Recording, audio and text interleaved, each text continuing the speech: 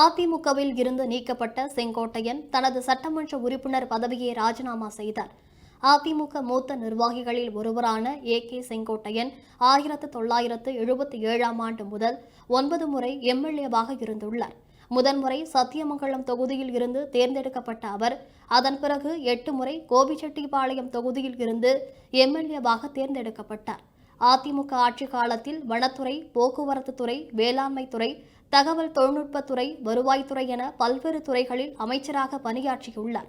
ஜெயலலிதா மறைவுக்கு பிறகு அதிமுக அமைப்பு செயலாளராக அவர் செயல்பட்டு வந்த நிலையில் கட்சியின் பொதுச் செயலாளர் எடப்பாடி பழனிசாமிக்கும் அவருக்கும் இடையே கருத்து வேறுபாடு ஏற்பட்டது.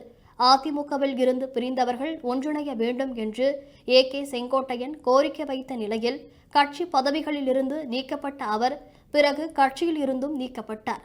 அவருடைய ஆதரவாளர்களும் கட்சியில் இருந்து நீக்கப்பட்டனர். இந்நிலையில் அமைதி காத்து வந்த கே செங்கோட்டையன் நடிகர் விஜயின் தமிழக வெற்றி கழகத்தில் இணைய முடிவு செய்துள்ளார்.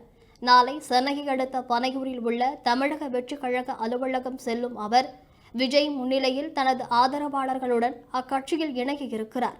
இந்நிலையில் இன்று காலை 11:45 மணிக்கு சென்னை தலைமைச் செயலகம் வந்த கே செங்கோட்டையன் சபாநாயகர் அப்பாவுவை சந்தித்து தனது எம்எல்ஏ பதவியை ராஜினாமா செய்தார். ஏற்கனவே ஆலங்குளம் தொகுதி அதிமுக எம்எல்ஏ மனோஜ் பாண்டியன் ராஜினாமா செய்துவிட்டு திமுகவில் இணைந்த நிலையில் தற்போது செங்கோட்டையனும் ராஜினாமா செய்துள்ளார்.